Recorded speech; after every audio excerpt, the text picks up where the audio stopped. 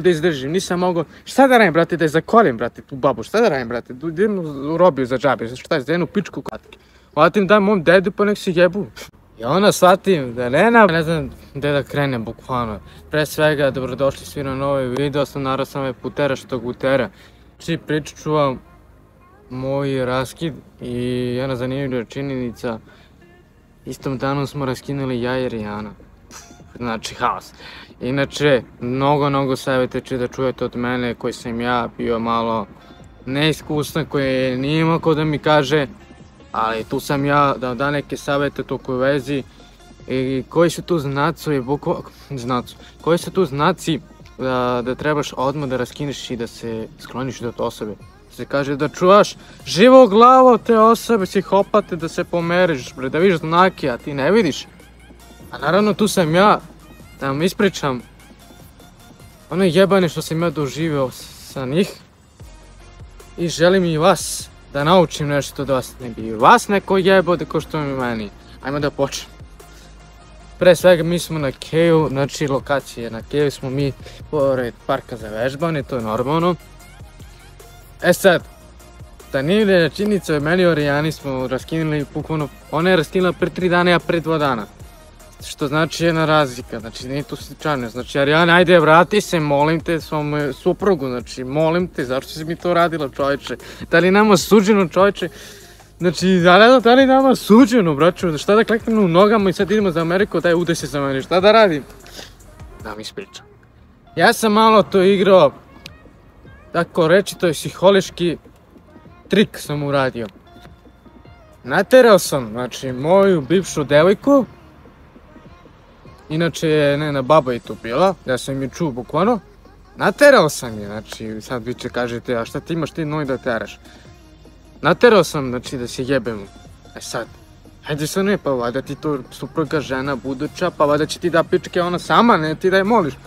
Ne braćo moje, ja sam bukvalno bio debil što sam je upoznao njenu babu. Baba ne da se jebemo, baba ne da se volimo, baba ne da ono, ne da kura, ne da pičke matere, ne da više.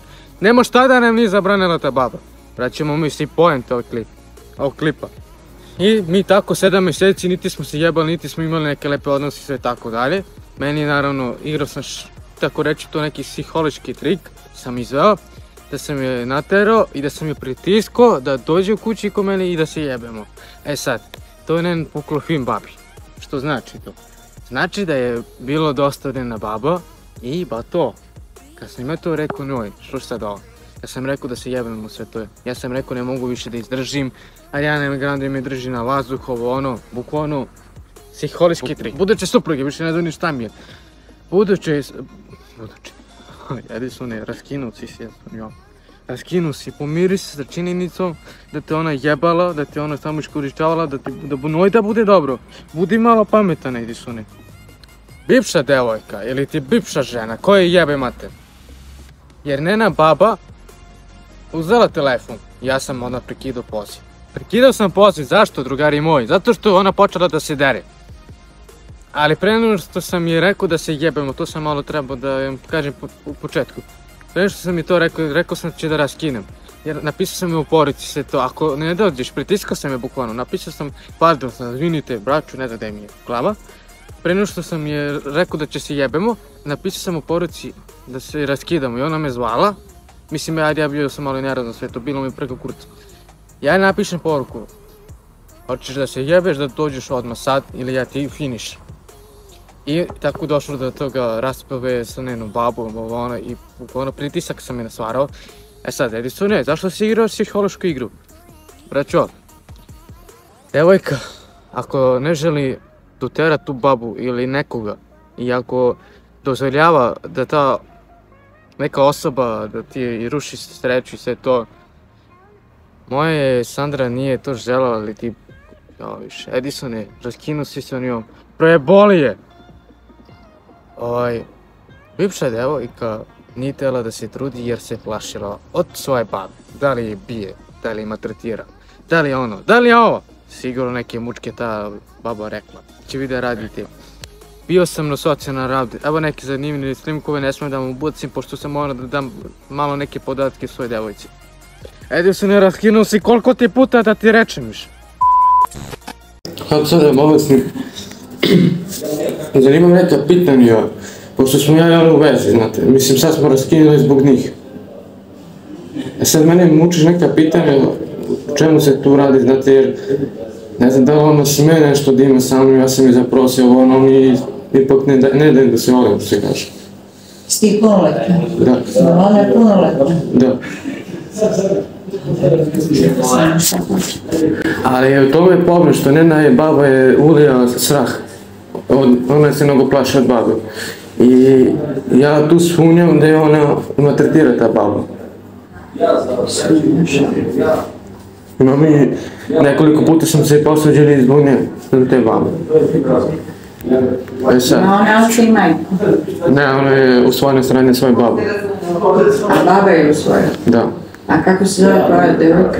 Sandra. Baba mnogo neke probleme pravi. Pa dobro, vjerojatno se nešto ne sviđa, ima pravo na to. To što sam teo da je zaprosim, pa... Si razgovarao, kako si vidjela za bavim? 7 mjeseci dok nismo raskinuli. I, jel ona zna za tebe? Znam. I šta joj se mi sviđa? Pa to što sam mi zaprosio, ne mislim da se ja tu šalim nešto... Ja sumnjam da je tu nešto nije čisto posla. Jesi vi sad zabavljali? Ne, raskinuli smo zbog njih. Kad? Pre 3 dana. Zbog babe? Zbog babe. Ona razgovara sa svojom babom, pa onda samo da dogovori, nema to veze s nama. Idi bre pičku mater da došla meni, da šta imate noji da se sviđa, mada treba se sviđa moje devojci, a ne noj. To je babuskari bukvalno. Pa vidite, taču sam ja normalno, nisam, znači, takav osjećaj imam, ko da me baba muva, a ne moja devojka ili šta već. Šta imam ja noj da se sviđamo, pizdu u materinu da ide, brate slatki. Vatim daj mom dedu pa nek si jeba. Inače sam plakao, ima 2 dana, pa prođe 1 dan, pa treći, drugi, pa tako i plače bukvalno. Sad kako god mi ufata ta depresija, kako god mi nedostaje. Nema šta da mi nedostaje, braću, kad ništa smo ni imali, samo smo se šetali na ovome gradu, ko neki seljaci, ko neki šramali, znači, ko bolesnici, bre. Da Nena baba samo tela 8 godine, bukvalno, takav osjećaj imam. 8 godine samo da se vidi, i kurac, bre, to. Hajde pizdu materiju, čao zdravo, rekao sam je to, raskidi, čao zdravo. Go nije uzela Nena baba i da ta sam prekidao. Hoću bol me dupe, braću, sestre, nije ona jedina, braću. Mogu da nađem verniju osobu kad se ja malo krivim kičmu, znači nije ti dobro, 4000, meni se jebe za te pare, bre. Neka plaću i 10.000 neću da radim, bre, te posao, bre, braću. Ne da nisam neradnik ili tako nešto, nego jednostavno neću da radim to da se skrivim, bukvalno. Ono, želim da se bavim YouTube-om, želim da vidim Marijanu kako je sad u raskidu sam svojim mužem, znači što da ne upeca, bukvalno. Znači što ne probam da smo, ajde što ima 30 godina, ništa strašno to. Kakve su to vrednosti? Nevinost, da je dobra, da je, ne znam, da je pažljiva, da ima neki nešto nebitno. Ja moju Sandru nisam želao da odustane sa njom, zato što je bila jebote nevina. Isto i to, zaboravim se da pomenem naravno, da je izgled, znači nije isto vredno, znači. Ajde, ona nije bila neka wow devojka, znači da kažeš. Bila je onako lepa devojka, ne možeš da kažeš, ali nije ono da kažeš u bombu. Ali meni to izgled nije bio bitan. Ja sam vremenom gledao sam njene vrednosti, u čemu ona vredi. Ajde, ne vredi u njenom izgledu, fizički sve to. Ali sam shvatio kako ona vredi, zato što nevina osoba. Kao, na mojem svijetu su svi jebali. Ali Sandra teško, pošto ako ja nisam uspio za 7 jebenih mjeseci, nema šanse nikod uspjeti. Mene je našla, neće više tako na dan leti. Imaš da se kažeš, i do smrti imaš da se kažeš. Tako da ono, to sam vidio i shvatio sam da nije to vredno. Niti nevinost, niti ništa. Niti izgled, niti seks ili seks. Niti izgled, niti nevinost ili ne znam šta treće, četvrto da bude. Nije ništa bitno. Bitno je poštovanje. Poštovanje i da vidiš kakva je ta osoba i da vidiš bukvalno, kako bi ti ono rekao, kakva je ta osoba, da li te ono stvarno voli i da li bi ta osoba da radi sve. Mislim da ne da radi sve, nego da radi za tebe sve. Kao što je Sandra nije tela da radi za mene, ništa, znači. I to je, znači nemoj da gledate braći i sestri, znači više, znači nemoj vi, ja nemoj da gledam, znači ja neću više da gledam bukvalno ajde dupe sise nisam gledao, to me ne zanima, te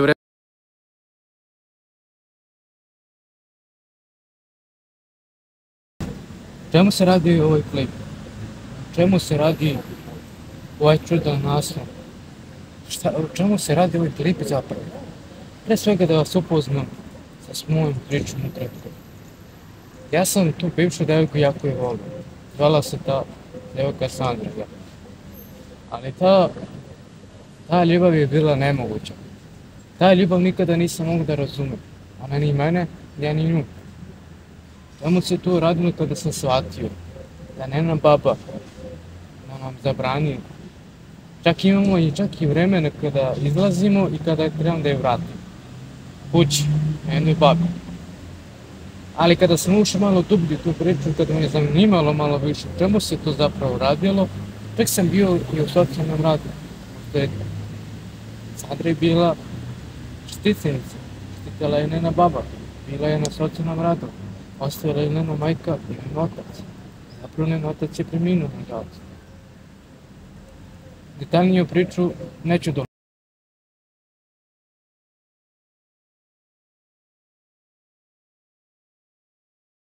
Pre svega, drugari moji, da li primećujete neku razliku? Ne u mom šišu što sam se po prvi put ušišao na čelo, nego u tome da ja nisam bio sad svoj.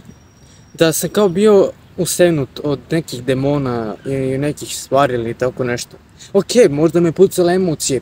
Bio sam previše i bestan i previše ranjen sam bio, mnogo sam bio. Naravno stavio je snimu, drugari moji, znači mora nešto da bude. Uglavnom ne znam ni da sam ni stao.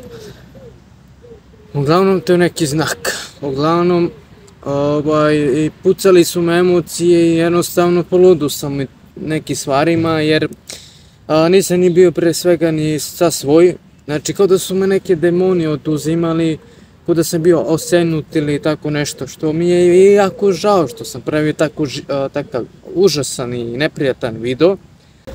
Govorio sam da sam bio svestan činjenice da iskušenja su na meni. Što da uradi, da ubije, da se trudi, svašta će da radi, ali ne znam da ta baba svesna, ali ja sam više izdao Boga nego sebi ili tu moju bivšu devojku. Više sam izdao Boga nego ne znam koga. Jer iskušeniji sam mogu iskreno da izdržim jer, brate, su ljudi bolesni. Znači, ja u životu nisam sretao tolike bolesnice u glavi. Šta ja imao da se sviđam bre, brate moj?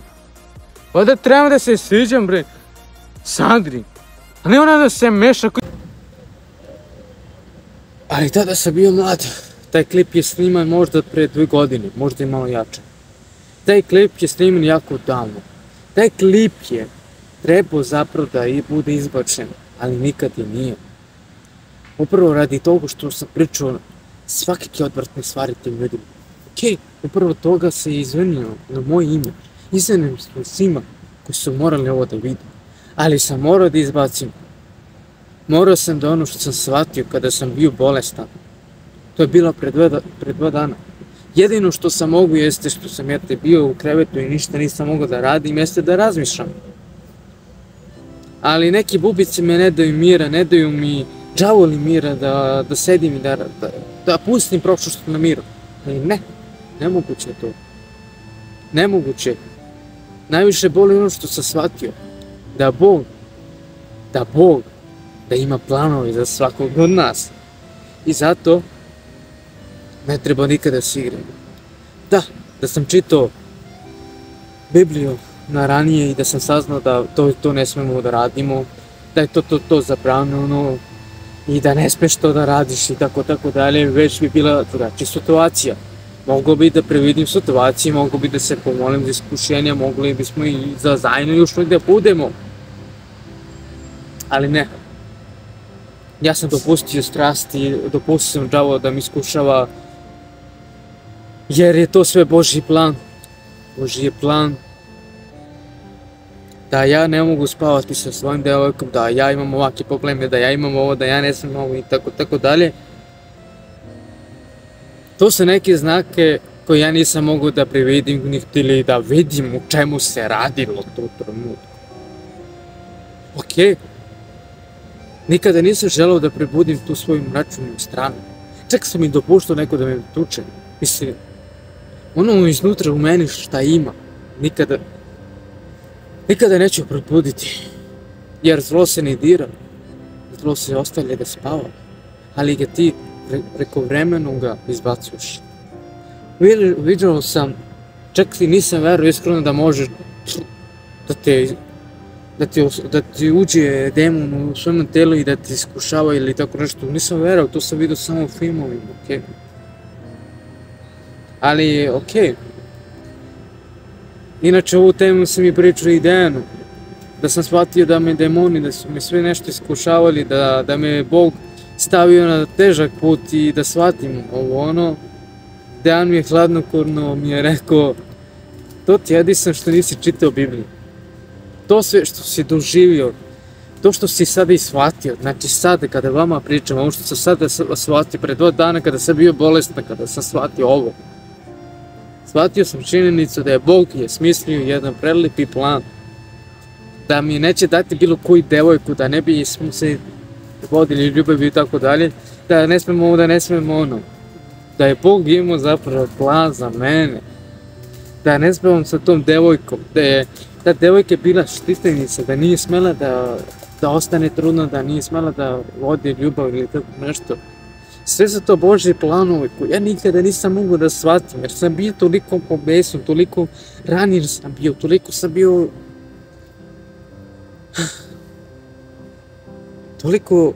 Toliko toga imam se ispričati, ali više nemamo ni vremena.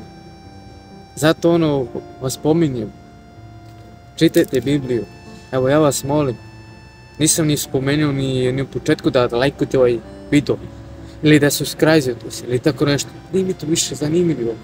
Zanimljivo jer sam, dopustio sam, sve sam batalio, znači video i spot i vlog u Beogradu kad sam snimio, sve sam opustavio da bi snimao ovaj video.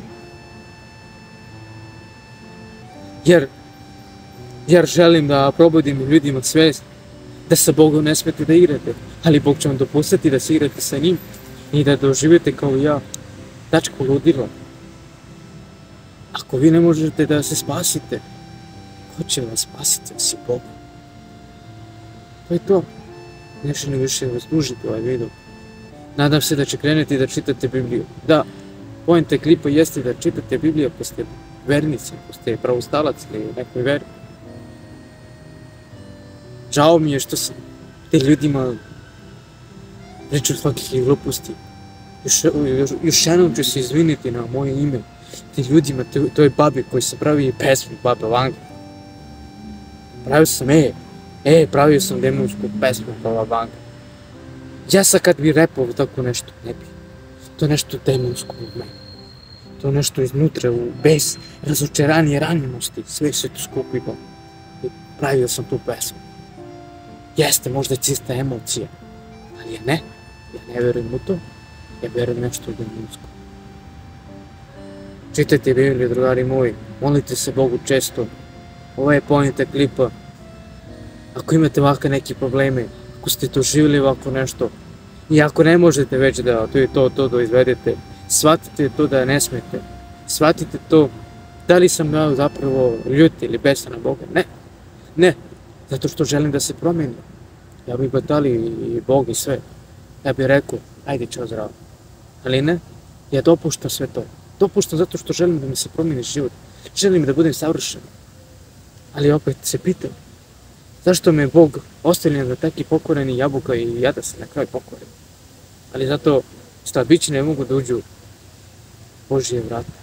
To bi to bilo od ovog klipa. Sad možda je uzrokovalo to da moja devojka ili bivša devojka je voljela da je pipnem za guzdu, za grudi ili tako nešto, što ono od uvek, jel te, to je znak da nismo pederaši ili tako nešto, jer se lako može da se naložimo, možemo lako strasti da nas zavedu ili tako nešto.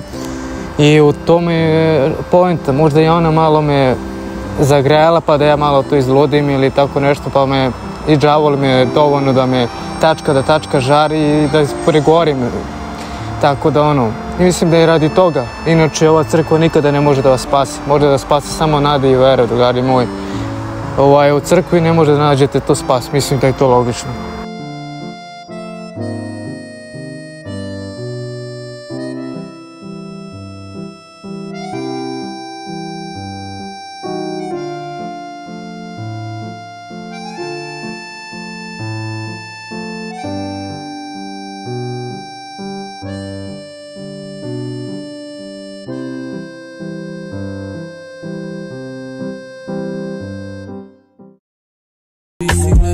Pričala si laži, pričala si sve laži. Ja sam plakao, a ti si pričala svoje laži.